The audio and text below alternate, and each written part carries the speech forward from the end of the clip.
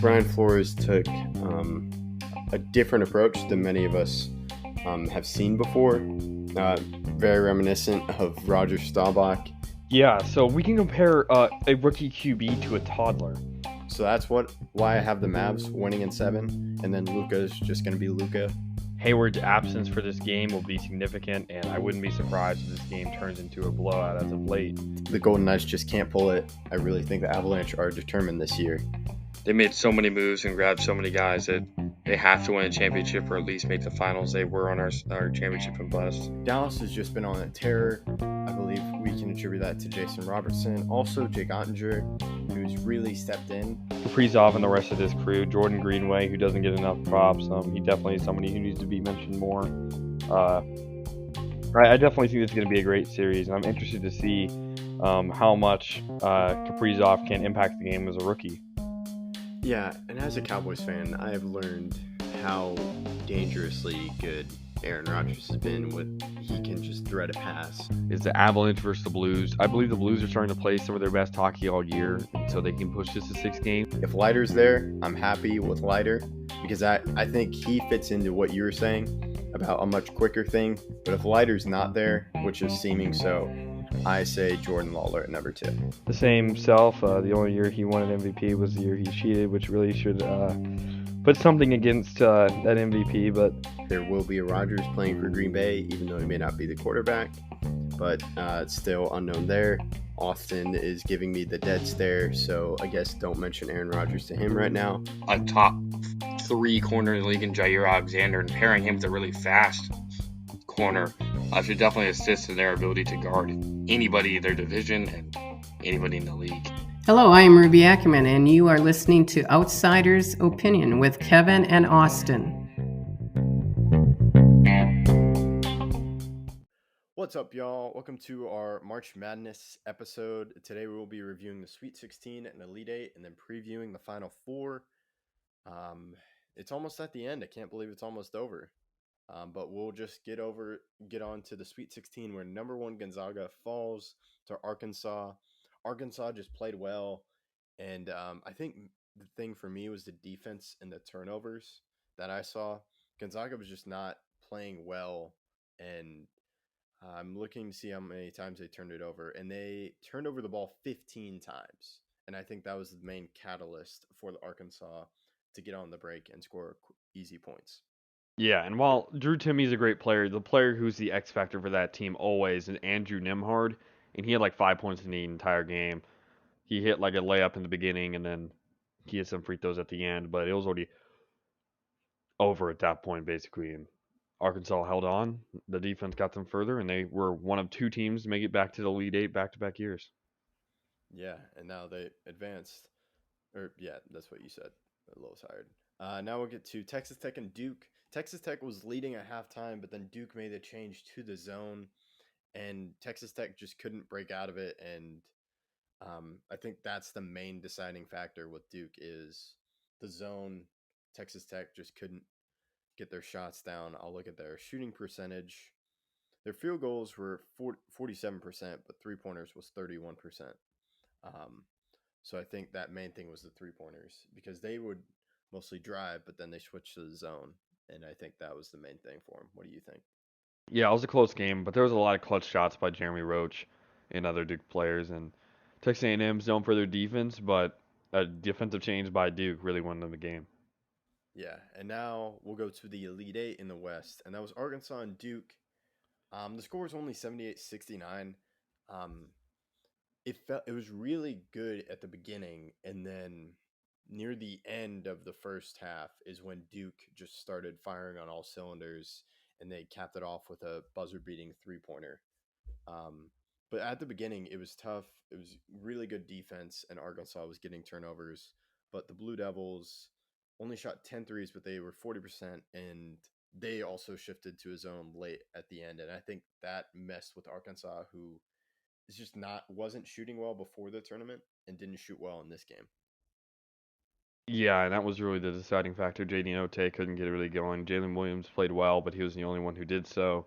A lot of guys were not shooting well from the field, and against Duke, a team that can play defense and offense, you're going to have to do both to win. Yeah, Note was like hot. He had a few shots, but then he fizzled off. But throughout the whole game, you could see Jalen Williams is a fantastic player, like Yeah, all he's over. only a sophomore, so Oh, really? So does he have one more year of eligibility, or is he going to the draft? he has 2 more years because he's a sophomore. So next year he'll be a junior, and the Okay. next year after that he'll be a senior. Ah, dang. That's because I feel if he can get his three, like I feel if he works on his three, then because his defense is good and he can Yeah, good passing. But definitely the two charges in a row were pretty eye opening. yeah, he can do that very well. Yeah. So now we'll move on to the next region. We will go to North Carolina and UCLA. UCLA held the lead for most of the game till the final minute, and North Carolina just turned it on. And Manic has been a great addition for him, and also Caleb Love. They were great. And what were your thoughts on this game? I thought UCLA was the better team throughout the entire game. They played very, very well, and it took some clutch shooting by Caleb Love and some questionable shots, even though they fell. He was taking step back fadeaway threes, and he did it again and again and again, and he made most of them, missed some, but they came out at the end. UCLA, I thought was a better team throughout the entire game, like I mentioned, but they just fell flat at the end and could not get it going, and that's all that needed to happen for UCLA to take this one. Yeah, Caleb Love had ended the game with 30 points and playing 40 minutes. Yeah, like the main thing, like they led the entire thing, but North Carolina, the thing is matters, they turned it on at the end and they were able to clutch it out. Now we'll go to St. Peter's and Purdue. St. Peter's became the first 15th seed to go to the Elite Eight, which was pretty incredible. What were your thoughts on this game? Yeah, St. Peter's were down during multiple portions of this game, but their defense really helped through, and their offense, which was middling during the regular season, kept turning it on. And Jaden Ivey had a three to tie the game, and he missed, and that was it. Yeah. So now we'll move on to North Carolina and St. Peter's, and North Carolina beat them 69-49. Um, it just seemed like St. Peter's retired all the players, and they just couldn't keep it up. And North Carolina really has turned it on for this tournament.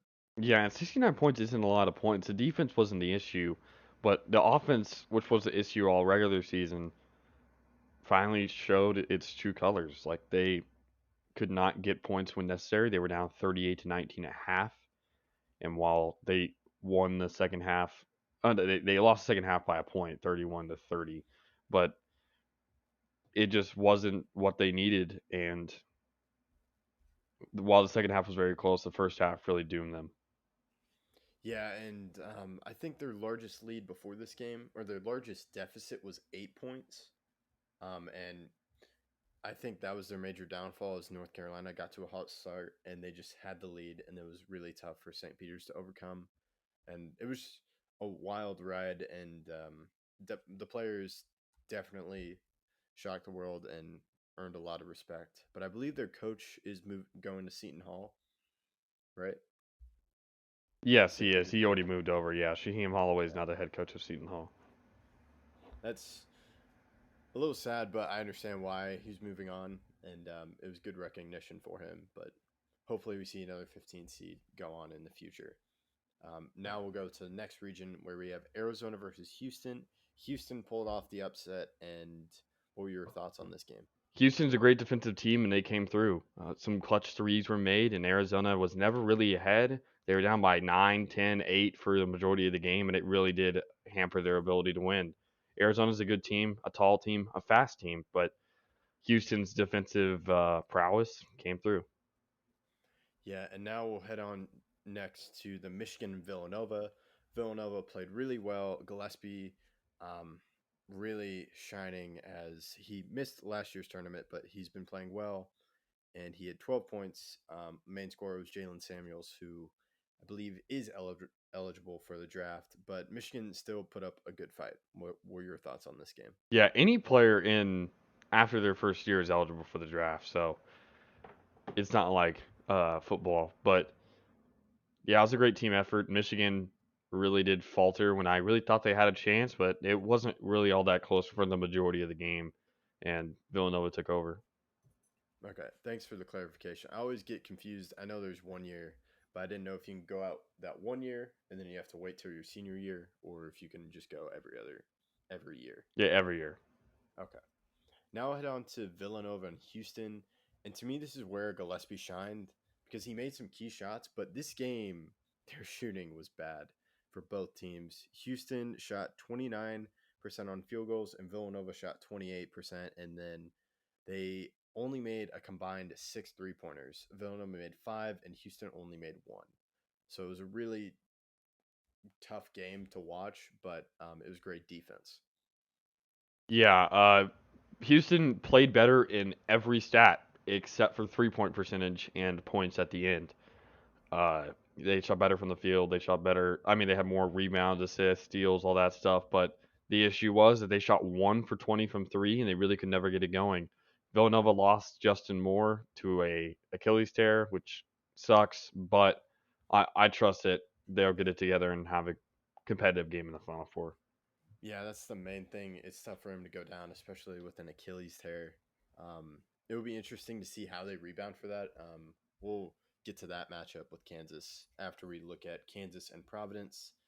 Kansas, I believe Providence was leading, or maybe it was Kansas against in the Elite Eight. Yeah, I think it was Kansas versus Miami. Or That's the Elite Eight, but the Sweet 16 was Kansas versus Providence, and Kansas was up for a large majority of the game, but then Providence started to come back, and then Kansas took over when necessary. Remy Martin played very well. Yeah, Kansas just seems to have a switch that they can turn on, and which definitely scares me with how they will face Villanova, who's missing Justin Moore. But we can get on to that once we do that. And the next Elite Eight game would be Iowa State versus Miami. We predicted Iowa State making it here and facing Iowa. We didn't predict that right, but Iowa State made it. I think we had them going here, but we had them continuing on. Am I correct? Yeah, we had them in the Sweet 16, but we had them Okay. winning this game, but Miami did. And the defense for Iowa State showed up, but in the second half, it really didn't. They allowed the most points of their tournament, and that really put them into a bad spot. Yeah. The game I was thinking about was the Elite Eight game, where I believe it was close at the end at the half, but then Kansas just turned on a switch and they just shot lights out in that second half. What do you think? Yeah, Kansas outscored them by basically 30 in the second half, won the game by almost 30, and or by like 20 or something like that. And then that really did Miami in. Miami played very, very, very valiantly in the first half, and I really thought that they were the better team throughout the first half, easily. But Kansas turned it on, and Miami could not handle the pressure. Yeah, and yeah, it was their first time being in the Sweet 16 for the first time. But now we'll go on to the Final Four. We'll do Villanova versus Kansas. I almost want to pick Kansas for this one. I know. I'm wondering what you're thinking. I think Justin Moore is a loss, and I'm just not sure how Villanova will stack up without Justin Moore with Kansas, who seems to just be a hot shoot from three and just shooting on the floor. And so I'm not. I think it will definitely be a great game to watch. And Villanova is a well-coached team, but so is Kansas. What are your thoughts on this game? I'm taking Villanova. I really do think they have the experience, and while there are some seniors on Kansas, none of them have made it this far. At yeah, because I think their senior Ochai Abaji is only a 4-year senior, while fifth-year senior Colin Gillespie won the national championship when he was a freshman. Uh, I'm excited for this game, but Kansas's scares or Kansas has had scares in almost every game they played except for the first round.